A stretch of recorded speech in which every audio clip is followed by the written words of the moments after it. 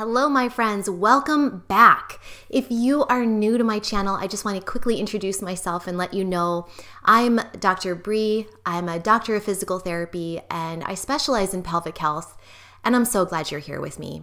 Okay, so without further ado, let's talk about 7 ways to fix your pelvic floor. Get a pen and paper. These are really important. The first one is to unclench your belly and your butt and to release your sitting bones apart. I love this cue to think about releasing your sitting bones apart. My friend Kim Vopney, she's the vagina coach. Some of you may know her. She also has a great book called Your Pelvic Floor. She calls it blossoming your sitting bones apart, which I think is really lovely as well. Great visual kind of analogy.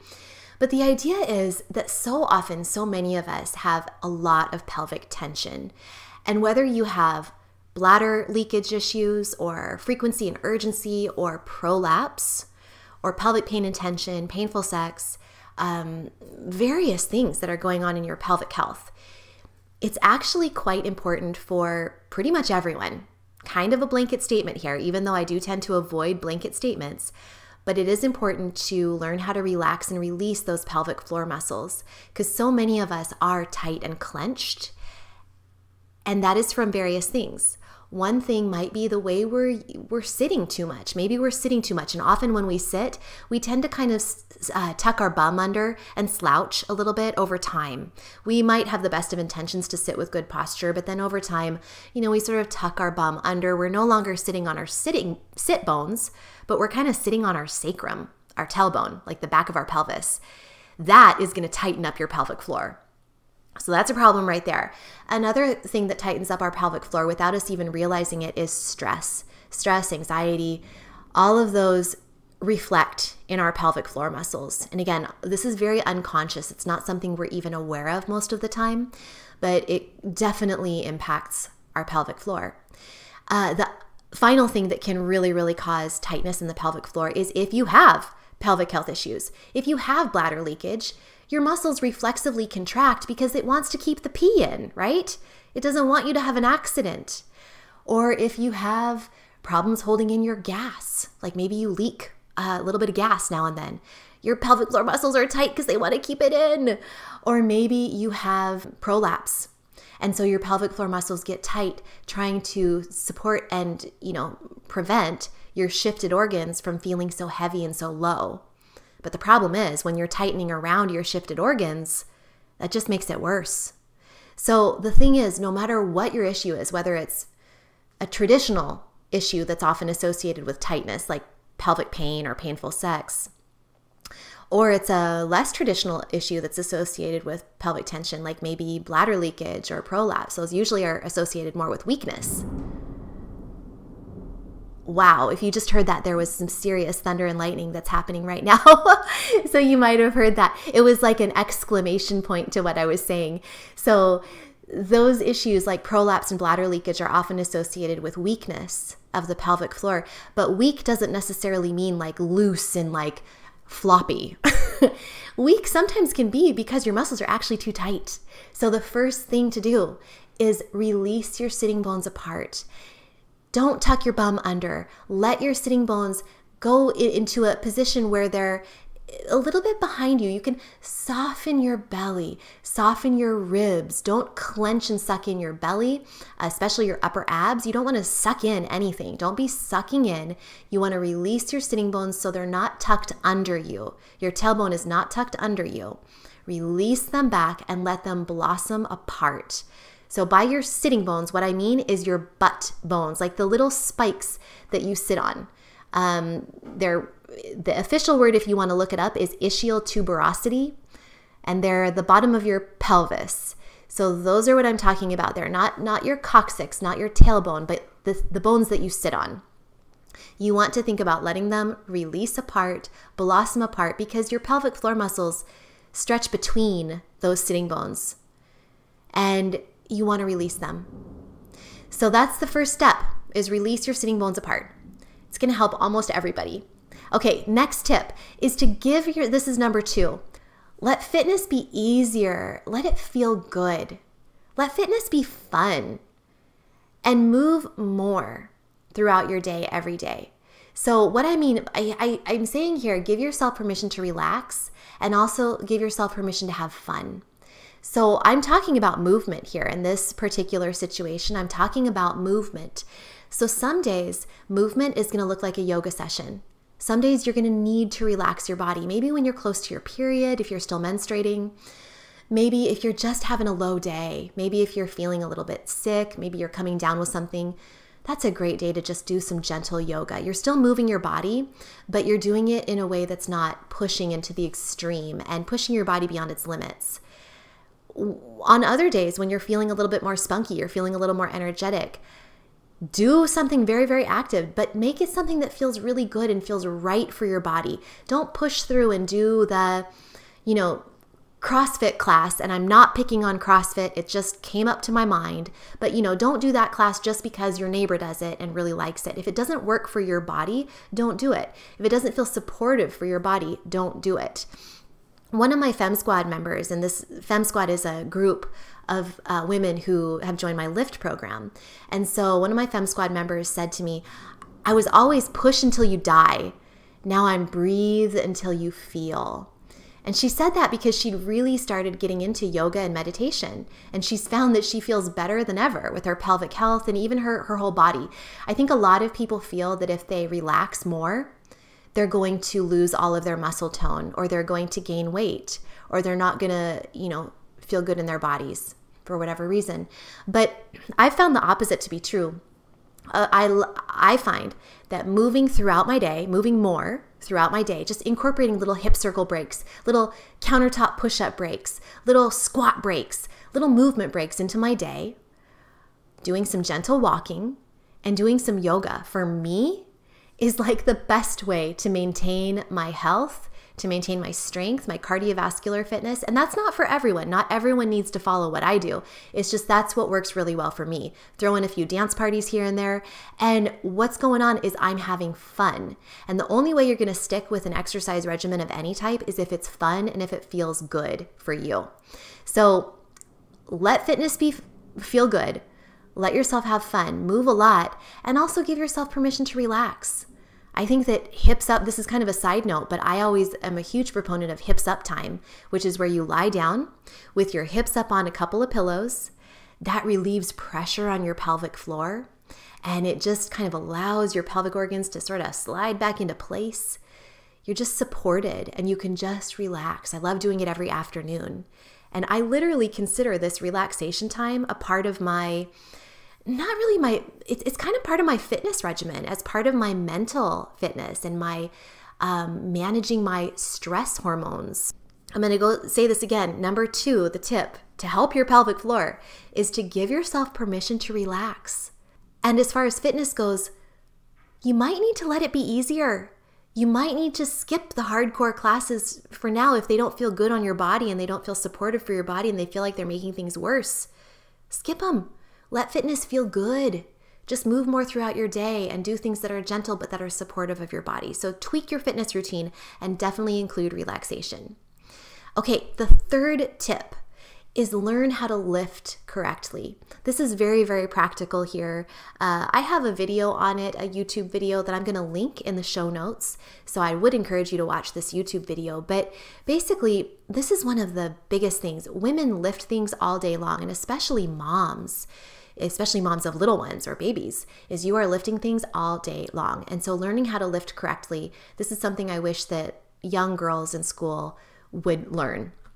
But basically, you want to make sure that you're protecting your back and your pelvic floor by getting close to the thing that you're lifting, bending your knees.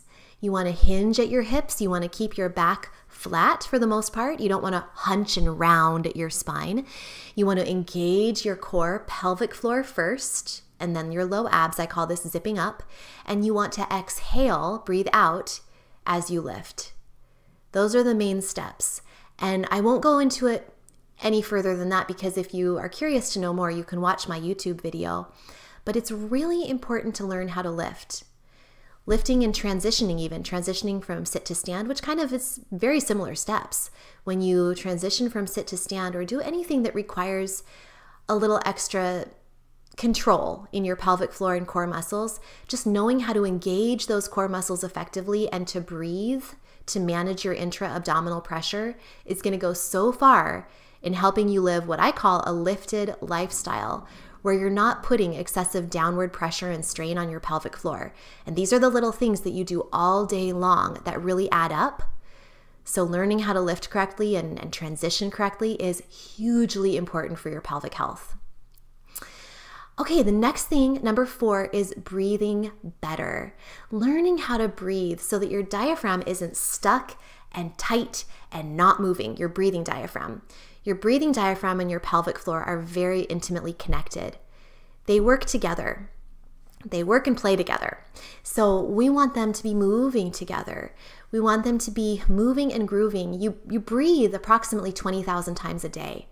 So if you're breathing all clenched and shallow and high up in your shoulders and neck, you're not breathing effectively. You're not allowing your diaphragm, the breathing diaphragm, to go through the movement that it needs to then massage your internal organs, to really help the circulation move through your body, the oxygen get through your body effectively, to move your core muscles effectively, including your pelvic floor. Because if your breathing diaphragm is stuck and tight, your pelvic floor is probably stuck and tight as well. Your ribs won't be moving effectively if you're not breathing properly. So again, you have 20,000 breaths a day. Make them count.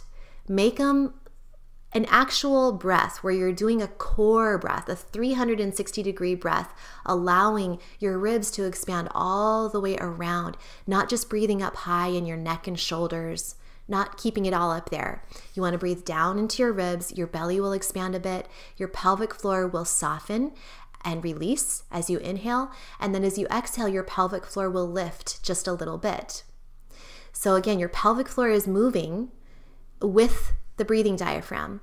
And I have another video on YouTube that explains this too. So I'll also put a link to my breathing video so that I don't have to go too much more into it here on this podcast. But just know that there is a connection and you want to breathe lower. Get out of your neck and shoulders and chest and get down into your core with your breathing.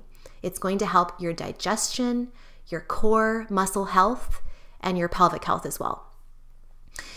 Okay, number 5 tip for 7 ways to fix your pelvic floor is to prioritize your pooping. Fix your digestion. If you need to fix your digestion, this might take time for sure. It took me years to fix my digestion.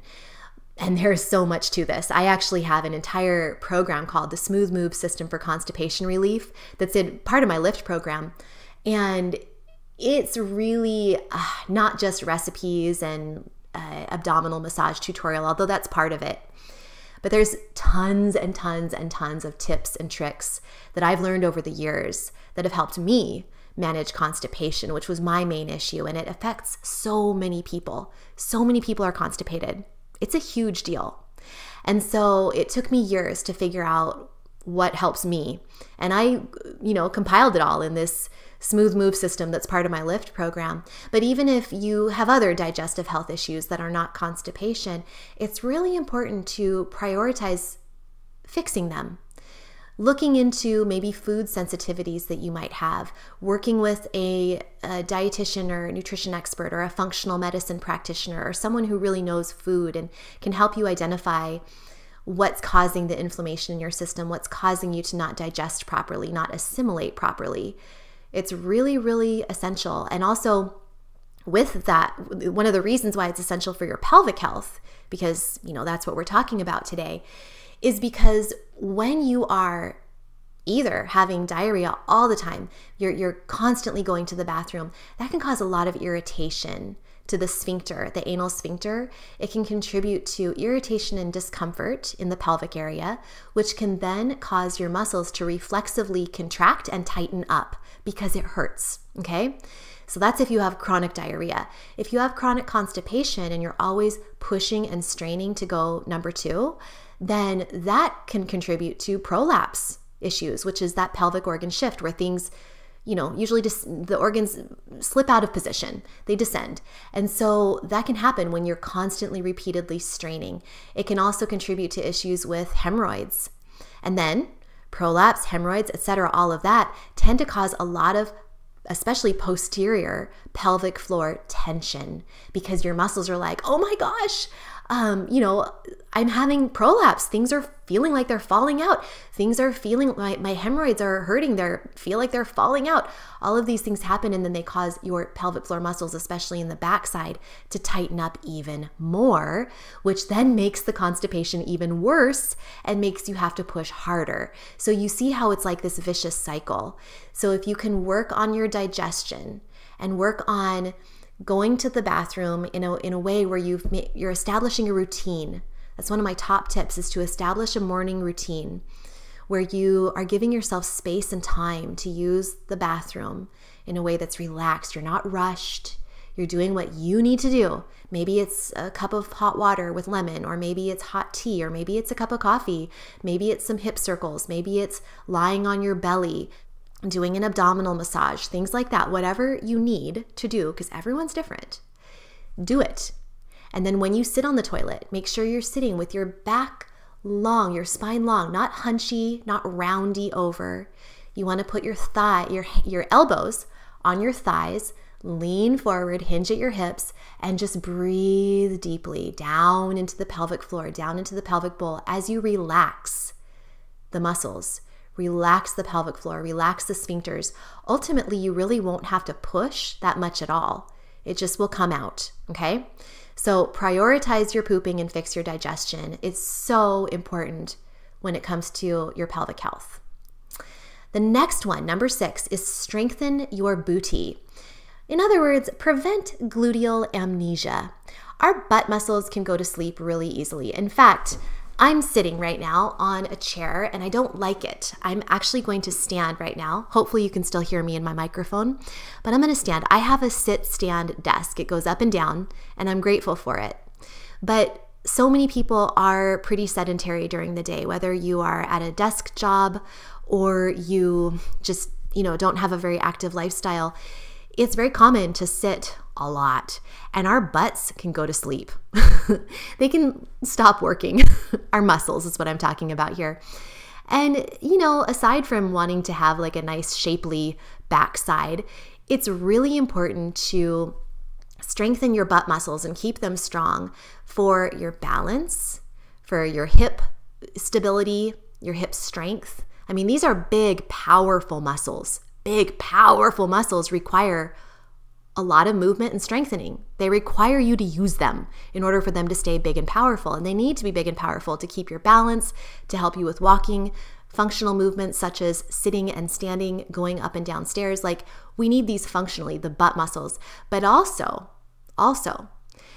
they help to counteract pelvic floor tension.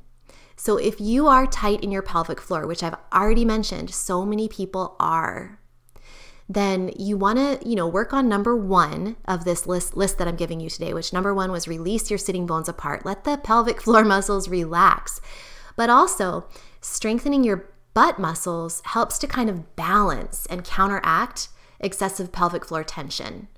So you really want to think about that. Prioritize butt strengthening. And you can do that through isolated exercises, mini little air squats. You don't need a weight. You don't need anything like that, but just doing some little squats. You don't even have to go down that far. I have a lot of videos on squatting on my YouTube channel. Walking is helpful. Hill walking, really, using your hip to extend your hip back and press back as you go up a hill. Just keep the breath flowing and keep good posture. It's great for your pelvic floor to do hill walking. Just keep good posture, keep your breath flowing, and really push and extend and use those butt muscles. Keep them strong. Stand up, sit down throughout the day. Do little movement breaks in the bathroom. If you're at work, go to the bathroom stall and do some squats. Do a little morning primer routine every morning where you do some hip extensions, some leg lifts, maybe on your hands and knees or on your elbows and knees, which is my personal favorite. It's really important to wake up your buns. Keep your buns healthy, and that's going to help keep your pelvic floor healthy too. Okay, our last tip here, as far as ways to fix your pelvic floor, is the most important one of all, and that's to learn how to tune in and listen to your own body And stop overthinking and overcomplicating all of this stuff. The rules are very flexible. So, I mean, these are some basic rules, I say in like air quotes.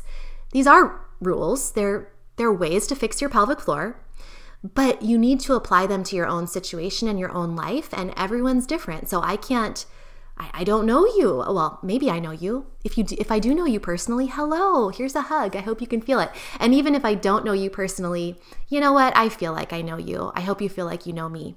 So anyway, just know that everyone's different, and you need to take these rules, in air quote, these ways to fix your pelvic floor, and apply them to your own life. And the only way for you to really know how to do that is to practice them, and then to sometimes get it wrong. And like maybe you're gonna think about the lifting one. That was number 3, learn how to lift correctly. Or maybe number 4, breathing better. Maybe you're gonna take that one, really take that to heart for a day. So maybe you're gonna practice that, and you're gonna realize, holy geez, I just realized I have not been breathing for the last, or breathing deeply, breathing well, for the last 3 hours. I've been up high in my shoulders, my head's forward. That's another rule that should have been on this list is posture. We want to have good posture. But maybe you had like a forward head, you've been staring at your computer, you've been breathing really shallow, you realize you have not even taken a deep breath in hours. Well, that's okay. Every time you realize that you screwed up, that is a great learning experience. And rather than just moving on with your life and being like, whatever, you can actually stop and take a minute to fix it, to stop and take a minute and to do it the right way. Like with lifting, if you realize that you lifted in a way where your back felt hunchy and roundy, and you were holding your breath, and you felt all this downward pressure on your pelvic floor, and it felt really, really bad and stressful on your pelvic organs, then don't just move on with your day. Put the thing down that you were lifting and try again. Do it the right way. That's going to help you so much. So learning these basics and then applying them to your own life in all the different situations, and tuning into your body and listening when it feels right and running with that, and also listening when it feels wrong, and then making adjustments based on your personal needs, because you are your own guru. You are your own health expert. You can look to your physical therapist for help. You can look to me for, my information, but ultimately you're the one that knows best. And once you learn these basics, these basic rules, if you will, you'll be able to take them so far for a lifetime of pelvic health. So I'm going to go ahead and say the 7 ways to fix your pelvic floor one more time, just, the numbers of them. So number 1 was release your sitting bones apart. And that's all about learning how to relax your pelvic floor muscles.